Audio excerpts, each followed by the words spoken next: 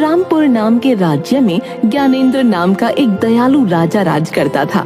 उसकी प्रजा उससे हमेशा बहुत खुश रहती थी, लेकिन उसके ठीक विपरीत उसका बेटा ध्रुव बहुत बिगड़ा हुआ था। उसे प्रजा के सुख दुख से कोई मतलब नहीं था। नगर में राजा का पुत्र ध्रुव अपने कुछ सैनिकों के साथ घुड़सवारी करने में मस्त था, और तभी उसे घुड़सवारी करते हुए रास्ते के एक तरफ एक गरीब की झोपड़ी दिखाई दी। इस झोपड़ी से गुजार कर देखी जाए। और अपने घोड़े की दिशा झोपड़ी की तरफ मोड़कर गरीब किसान की झोपड़ी को गिरा दिया। अरे वाह, मेरे घोड़े तो कमाल के हैं, मजा आ गया। अब घुड़सवारी का मजा आया।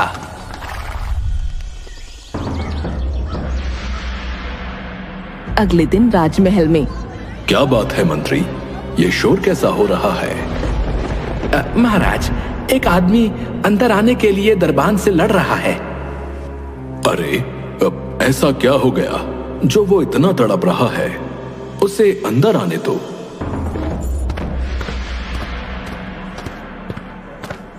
उस आदमी को अंदर बुलाया जाता है तो वो बताता है, महाराज, मेरी मदद कीजिए महाराज, मैं लुट गया, बर्बाद हो गया। अरे, आखिर हुआ क्या है, बताओ तो। महाराज, राजकुमार घुड़सवारी कर रहे थे, पर तभी वो अचानक आकर मेरी झोपड़ी से टकरा गए और मेरी पूरी झोपड़ी टूट के बिखर गई। महाराज, मैं बेघर हो चुका हूँ महाराज, पर मुझे अपनी चिंता नहीं है, मुझे अपनी बीवी बच्चों की चिंता है, क्योंकि सर्दी का मौसम है महाराज, और ऐसे खुले में रहना उनके लिए बहुत खतरनाक है। वो मर जाएंगे महाराज, वो मर जाएंगे, मेरी मदद कीजिए महाराज। मंत्री, राजकुमार को बुलवाओ। तुम चिंता मत करो, हमारे होते हुए अन्याय नहीं हो सकता, तुम्हें न्याय मिलेगा। राजकुमार को बुलाया जाता है। जी पिताजी, बताइए, आपने मुझे याद किया? ध्रुव, ये मैं क्या सुन रहा हूं? तुमने इस आदमी की झोपड़ी तोड़ दी? मैं इसका कारण जान सकता हूं? पिताजी, बस थोड़ी सी टक्कर लग गई थी, कोई बड़ी बात नहीं है। वैसे भी वो झोपड़ी बहुत कमजोर थी, और वैसे भी मैं अपने घोड़ों की ताकत को परखता रहता हूं। बेटा, तुम्हारे लिए ये छोटी बात हो सकती है, लेकिन इसके लिए ये जीवन और मृत्यु का सवाल है। क्या तुम जानते हो कि सर्दी में बिना छत के रहना कितना कठिन होता है? घोड़ों की ताकत युद्ध भूमि में देखी जाती है, ऐसे गरीब नगरवासियों के घर तोड़कर नहीं। नहीं, मुझे नहीं पता और जानना भी नहीं है। जरा सी गलती पर क्यों आप मुझे सुना रहे हो? मैं राजकुमार होकर अपनी मर्जी से कुछ फैसले भी नहीं ले सकता क्या? ध्रुव, गलती का एहसास होना जरूरी है। जब तक तुम्हें किसी की कठिनाई का अंदाजा नहीं होगा, तब तक तुम कभी अच्छे राजा नहीं बन पाओगे। एक राजा का दिल हमेशा अपनी प्रजा के लिए धड़कना चाहिए। सर्दी का मौसम बहुत कठोर होता है, और गरीबों के पास इतने साधन नहीं होते कि वो इससे बच सकें। तुम्हारी एक गलती ने इन लोगों को बेघर कर दिया। हाँ पिताजी, मैं समझ गया, अब मैं चलता हूँ। राजकुमार ने राजा की बातों पर कोई खास ध्यान नहीं दिया और वहां से चला गया। फिलहाल राजा ने उस आदमी की झोपड़ी वापस ठीक करवा दी, लेकिन कुछ ही दिन बाद राजकुमार ने फिर से एक गरीब आदमी की झोपड़ी को तोड़ दिया, और वो भी सिर्फ इसलिए क्योंकि वो रास्ते में उसे अच्छी नहीं लग रही थी। ध्रुव, तुम्हारा दिल पत्थर का हो गया है। तुमने फिर से एक गरीब की झोपड़ी तोड़ दी। क्या तुम्हें सर्दी में लोगों की तकलीफ का जरा भी एहसास नहीं है? पिताजी, वो झोपड़ी रास्ते में थी, मेरा मन खराब होता था उसको देखकर। बस, बहुत हो गया। तुम्हें अपनी प्रजा की पीड़ा का कोई एहसास नहीं। अगर तुम में संवेदना नहीं है तो तुम राजा बनने के काबिल नहीं हो। अब तुम इस महल से निकल जाओ। जाओ और देखो कि गरीबों की सर्दी कैसी होती है। जब तुम उनकी तकलीफें खुद महसूस करोगे तब शायद तुम्हें समझ आएगा कि राजा का दिल कैसा होना चाहिए। आप मजाक कर रहे हैं ना? मैं राजकुमार हूं इस नगर का, आप मुझे नहीं निकाल सकते। तुम्हें हर बात मजाक ही लगती है, लेकिन ये मजाक नहीं है। चले जाओ यहां से। सिपाहियों, इसे महल से बाहर निकाल दो।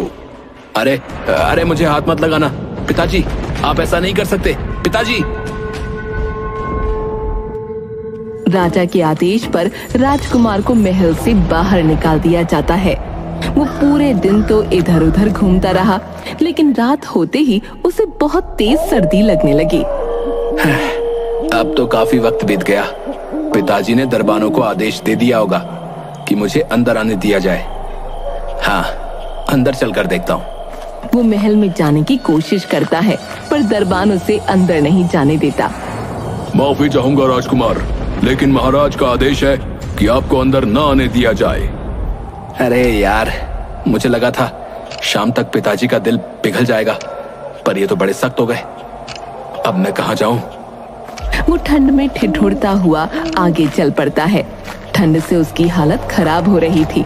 उसे समझ नहीं आ रहा था कि वो कहाँ जाए और क्या करे। तभी रास्ते में उसे मोहन मिला। अरे राजकुमार, आप इतनी ठंड में यहाँ क्यों टहल रहे हैं? तुम्हारी वजह से मेरे पिताजी ने मुझे महल से निकाल दिया। तो आइए, आप मेरे घर में आ जाइए। यहीं सामने मेरी झोपड़ी है, महाराज ने ठीक करवा दी थी। तुम अगर नहीं भी कहते ना तो भी मैं आने ही वाला था, क्योंकि तुम्हारी ही वजह से मैं बेघर हुआ हूँ। राजकुमार मोहन के साथ उसकी झोपड़ी में पहुंचता है, जहां उसकी पत्नी और बेटा उसका स्वागत करते हैं। अरे राजकुमार, आप आइए आइए। राजकुमार, आपके कपड़े तो बहुत सुंदर हैं। मैं इन्हें छूकर देख सकता हूँ क्या? हाथ मत लगा। तुम लोग इतनी छोटी सी झोपड़ी में कैसे रहते हो? मैं कहाँ लेटूं? बिस्तर कहाँ है? मुझे क्या पता था कि मुझे ऐसे दिन भी देखने पड़ेंगे। हमारे पास बिस्तर नहीं है, हम नीचे ही लेटते हैं। ये लीजिए आपकी चादर, लेट जाइए।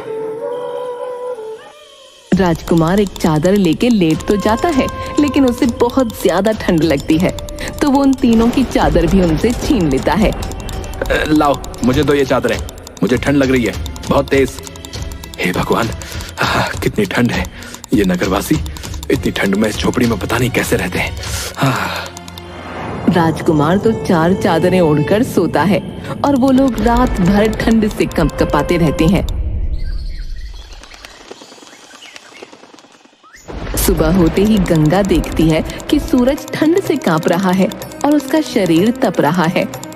सूरज को तो बहुत तेज बुखार हो गया है। अरे अरे मेरे बच्चे, क्या हो गया तुझे? वैद्य को बुलाइए। सूरज उठो बेटा। अजी सुनो ना, कुछ करिए, आप वैद्य जी को बुलाइए। पर गंगा, मेरे पास तो वैद्य को देने के लिए पैसे भी नहीं है। क्या हुआ? इतना शोर क्यों मचा रखा है? राजकुमार, सूरज को बहुत तेज बुखार हो गया है, पर हमारे पास इसका इलाज कराने के पैसे नहीं हैं। सूरज की हालत देखकर पहली बार राजकुमार को उन लोगों के लिए थोड़ा बुरा लगता है। हे भगवान, मैंने इनकी चादरें छीन ली। शायद इसी वजह से सूरज इतना बीमार हो गया। वो अपना हार उतार कर मोहन को देता है और कहता है, अब ये हार ले लो, इसे बेचकर सूरज का इलाज करवाओ। राजकुमार, ये तो बहुत कीमती है। हाँ, पर ये सूरज के जीवन से ज्यादा कीमती नहीं है। जल्दी जाओ, वैद्य को बुलाओ, और हाँ, बाजार से कुछ कंबल और बिस्तर भी खरीद लेना। राजकुमार, आपने हमारी जान बचा ली, भगवान आपका भला करें। मोहन सूरज का इलाज करवाता है और साथ ही कुछ कंबल और बिस्तर भी ले आता है। अगले दिन राजा राजकुमार से मिलने आता है। ध्रुव, अब कुछ समझ आया कि नहीं? महल की याद आ रही है? मुझे महल की कोई जरूरत नहीं है, मैं यहाँ ठीक हूँ, आप जा सकते हैं। ये घमंड सही नहीं है ध्रुव, पर ठीक है, जब तक तुम्हारा मस्तिष्क ठीक नहीं होता यहीं रहो। धन्यवाद, पर मैं अपनी जगह पर खुश हूँ। राजा वापस महल लौट जाता है। उसी रात अचानक एक भयानक तूफान आता है। हवा की जोरदार आवाज से झोपड़ी हिलने लगती है और कुछ ही पलों में झोपड़ी टूटकर बिखर जाती है। मोहन, उसकी पत्नी, बेटा और राजकुमार सभी खुले आसमान के नीचे ठंड से कांपने लगते हैं। हे भगवान, अब हम क्या करेंगे? ये रात कैसे गुजारेंगे? माँ, बहुत ठंड लग रही है। गंगा, हमारे हाथ में कुछ भी नहीं है जो कर सके। अब बस इस रात को किसी तरह काटना होगा। ये ठंड इतनी कठोर है, कैसे सहते हो तुम लोग इसे रोज? हम तो जैसे तैसे हर रात गुजार लेते हैं, लेकिन आज की रात तो बहुत भयानक है। मैंने जब इन लोगों की झोपड़ी तोड़ी थी तब भी तो इनकी रात ऐसे ही गुजरी होगी ना। हे भगवान, मैंने क्या कर दिया था?